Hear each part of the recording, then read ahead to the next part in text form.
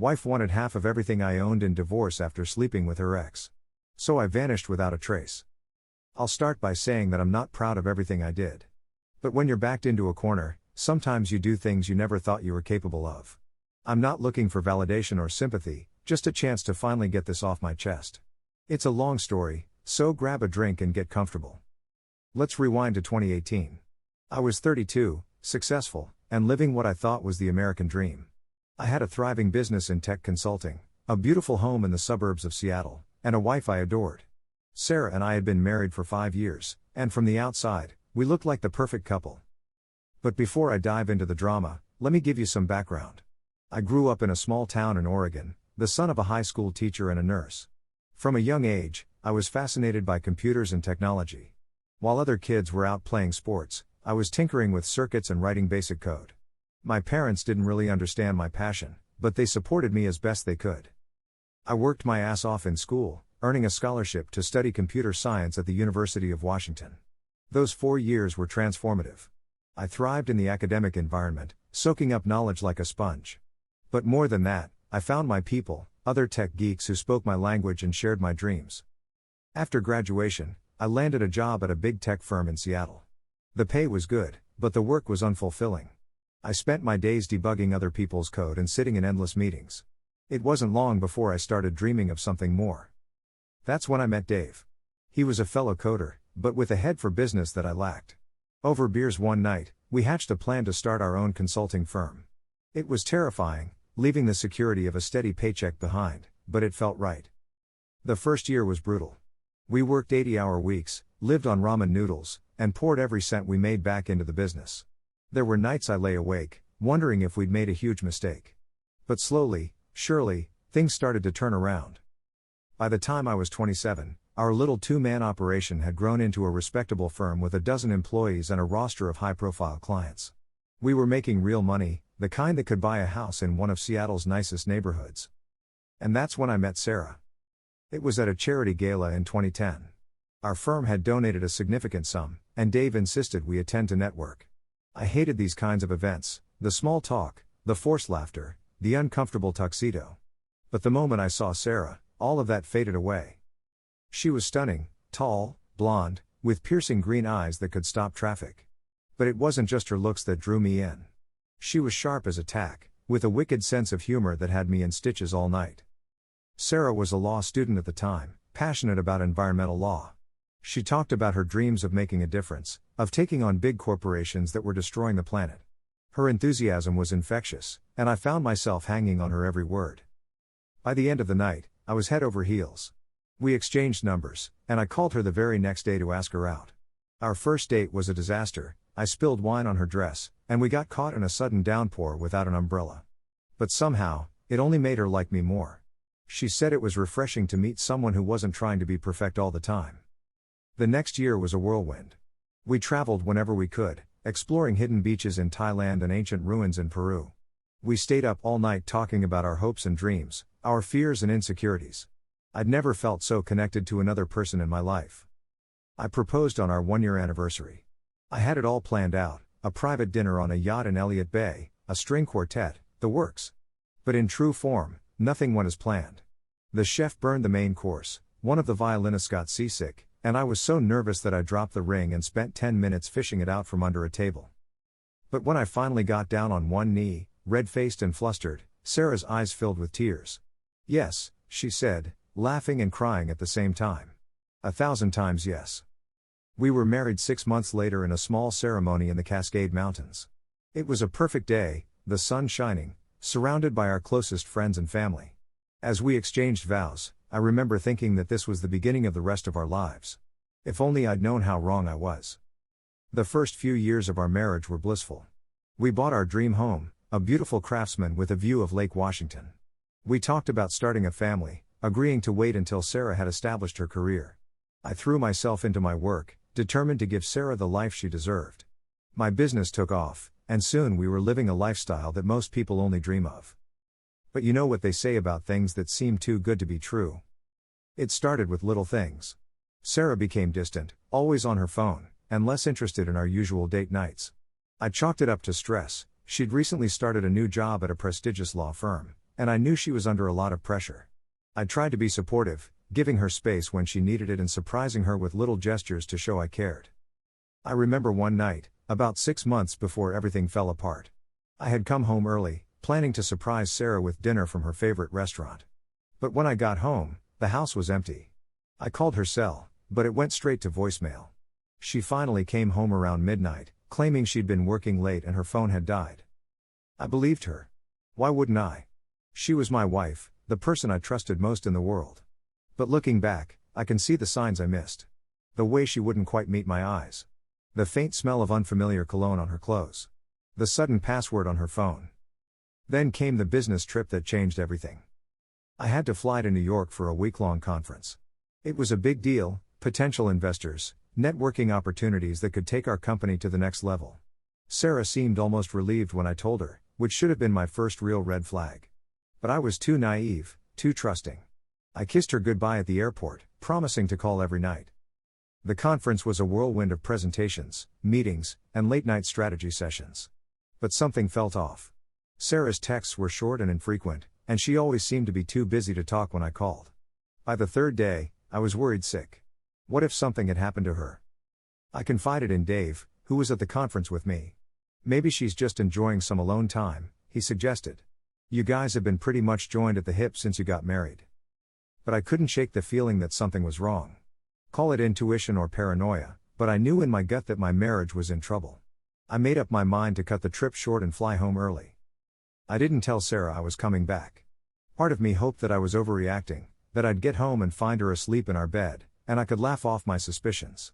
But as my Uber pulled into our driveway at 2 a.m., I saw an unfamiliar car parked in front of our house. My stomach dropped.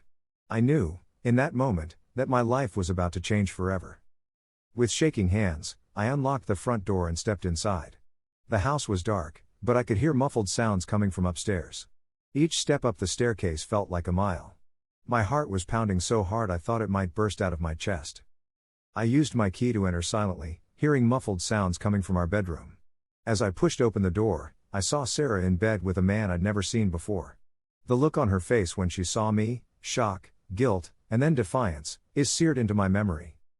"Jake," she said, sitting up and pulling the sheets around her. "You're home early." The man beside her looked between us, realization dawning on his face. "Shit," he muttered, scrambling for his clothes. I stood there, frozen, as the world crumbled around me. The room seemed to spin, and for a moment, I thought I might pass out. But then a cold, numbing calm washed over me. "How long?" I managed to choke out. Sarah's eyes hardened. 6 months, she said, her voice cold. "And before you ask, yes, it's serious. This is Michael. We're in love." Michael. The name hit me like a punch to the gut. I knew who he was without having to ask. Sarah's ex from college, the one who got away. She'd mentioned him a few times over the years, always with a hint of wistfulness in her voice. I never thought. I turned and walked out of the room, out of the house, and into the cool night air. I got in my car and drove, no destination in mind, just needing to be anywhere but there. I ended up at a 24-hour diner, nursing cup after cup of bitter coffee as I tried to make sense of what had just happened. The waitress, an older woman with kind eyes, must have sensed something was wrong. She kept my coffee cup full and didn't try to make small talk. As the night turned to dawn, she slid a plate of eggs and toast in front of me. "On the house, honey," she said softly. "You look like you could use it." I tried to eat, but each bite tasted like ash in my mouth. My mind was a whirlwind of memories, Sarah and I on our first date, our wedding day, lazy Sunday mornings in bed. How could it all have been a lie? By the time the sun rose, I had made a decision. I couldn't stay in that house, couldn't face Sarah or the life we'd built together. I checked into a hotel and called my business partner, explaining that I needed to take some personal time. Dave, bless him, didn't ask questions. "Take all the time you need," he said. "I've got things covered here." Sarah's calls and texts flooded my phone, but I couldn't bring myself to respond. What was there to say? "Sorry I interrupted your affair?" I turned off my phone and spent the next 3 days in a haze of room service and bad cable TV. It was Dave who finally got through to me.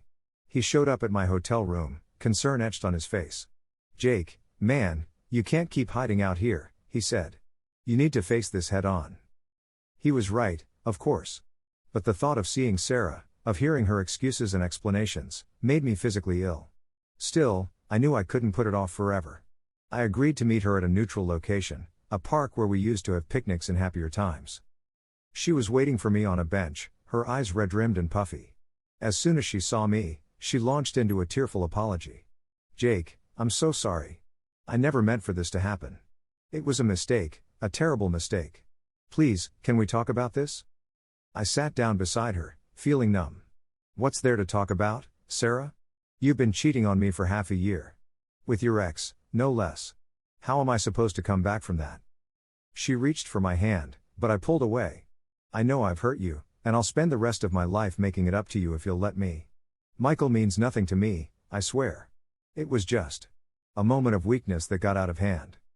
I laughed bitterly. A 6-month-long moment of weakness? Come on, Sarah. Don't insult my intelligence. Her face crumpled, and for a moment, I felt a pang of sympathy. But then I remembered the coldness in her eyes when she'd introduced Michael, and my heart hardened. "I want a divorce," I said quietly. Sarah's head snapped up, her eyes wide with panic. "No, Jake, please. We can work through this. I'll do anything, counseling, whatever you want. Just please don't throw away everything we've built together." I stood up, suddenly feeling very tired. "You already did that, Sarah. I'll have my lawyer contact yours." As I walked away, I heard her call out, "If you do this, I'll take you for everything you've got. Half of everything, Jake. That's what I'm entitled to." Her words echoed in my head as I drove back to the hotel. Half of everything. The house we'd poured our hearts into. The business I'd built from the ground up. The life savings I'd worked so hard to accumulate. All of it, gone in an instant because of her betrayal. That night, as I lay awake in my sterile hotel room, a plan began to form in my mind. It was crazy, desperate, and probably illegal. But the more I thought about it, the more appealing it became. If Sarah wanted half of everything I owned, I'd make sure there was nothing left for her to take. The next morning, I called in every favor I had. I reached out to an old client who owed me big time, a genius hacker who operated in the shadowy corners of the internet. I won't use his real name here, so let's call him Ghost. Ghost and I had history. A few years back, he'd gotten into some trouble with a rival hacker. The guy was threatening to expose Ghost's real identity, which would have landed him in federal prison. I stepped in, using my connections to smooth things over. Ghost had told me then, "I owe you one, man. Anything you need, anytime." I never thought I'd take him up on that offer. But desperate times call for desperate measures. "I need to disappear," I told him. "Completely. New identity, new background, the works. Can you do it?" There was a long pause on the other end of the line. "It'll cost you," Ghost finally said. "And once it's done, there's no going back. You sure about this?" I thought about Sarah, about Michael, about the life I'd worked so hard to build crumbling around me. "I'm sure," I said firmly. Ghost sighed. "All right, man. Give me 48 hours. And Jake? Be careful. This kind of thing. It changes a person." Over the next 2 weeks, I set my plan in motion. I liquidated every asset I could without raising suspicion, converting most of it to cryptocurrency. I reached out to a few trusted friends, giving them vague explanations about needing to get away for a while. I even called my parents, telling them I was going on an extended business trip abroad. That call to my parents was one of the hardest things I've ever done. My mom could tell something was off. Mothers always know, don't they? "Jake, honey, is everything okay? You sound strange." I nearly broke down then. I wanted to tell her everything, to ask for her advice like I had so many times before. But I knew that for this to work, for me to truly disappear, I had to keep everyone in the dark. "Everything's fine, Mom," I lied. "Just stressed about work. I love you guys, you know that, right?"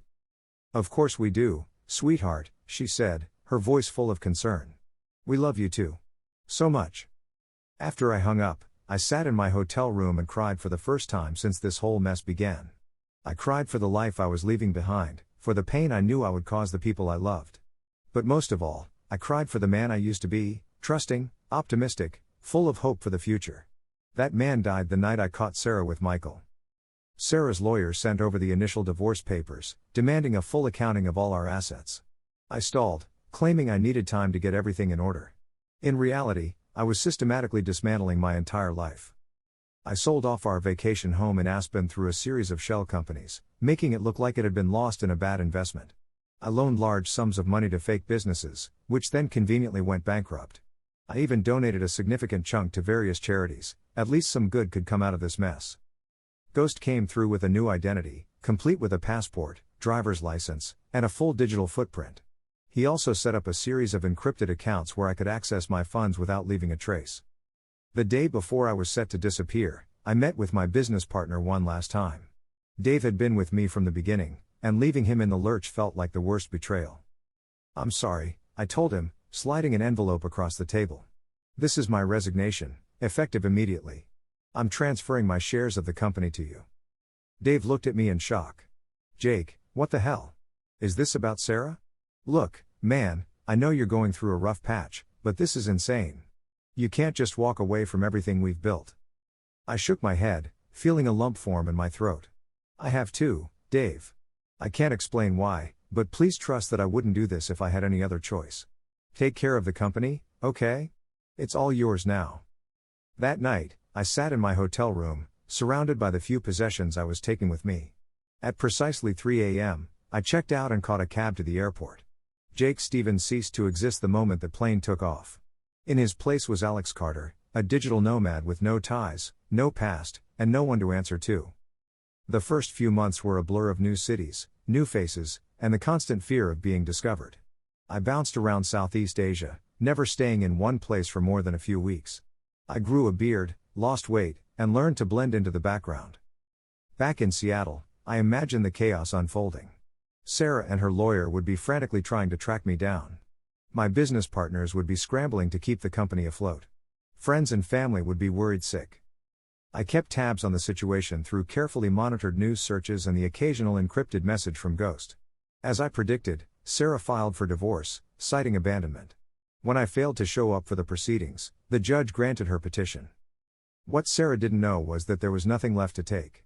The house had been sold in a rushed short sale. The business was now entirely in Dave's name. My bank accounts were drained, my investments liquidated. I had become a ghost, leaving behind nothing but confusion and unanswered questions. As the months turned into years, I slowly began to build a new life for myself. I settled in Chiang Mai, Thailand, using my tech skills to make a modest living as a freelance web developer. I made a few casual friends in the expat community, careful never to reveal too much about my past. But despite the freedom I'd gained, there was an emptiness that I couldn't shake. I missed my family, my friends, the sense of purpose I'd once had. There were nights when I lay awake, wondering if I'd made the right choice. 3 years into my self-imposed exile, I received an encrypted message from Ghost. "Coast is clear," it read. "Statute of limitations on financial stuff has passed. No outstanding warrants. You're in the wind as far as anyone's concerned." I stared at the message for a long time, emotions warring inside me. I could go back now, explain everything, try to rebuild the bridges I'd burned. But would anyone understand? Would they forgive me for disappearing without a trace? In the end, I decided to stay gone. The life I'd built for myself, while not perfect, was mine. No betrayals, no lies, no one to answer to but myself. And if sometimes, late at night, I found myself looking at old photos of Sarah and wondering what if, well, that was the price I paid for my freedom. So here I am, 5 years later, finally sharing my story. I'm not proud of how I handled things. Running away was cowardly, and I know I hurt a lot of people in the process. But when faced with losing everything I'd worked for to someone who had betrayed me so completely, I chose to lose it on my own terms. To Sarah, if you ever read this, I'm sorry for disappearing. I hope you've found happiness, whether it's with Michael or someone else. I've let go of my anger towards you, and I hope you can forgive me too. To my family and friends, I miss you more than words can say. Please know that I think of you often, and that I'm okay. I hope that someday, I'll find the courage to reach out and explain everything. And to anyone else who might be facing a similar situation, think long and hard before you do what I did. Disappearing might seem like an easy way out, but it comes with a cost that you'll be paying for the rest of your life.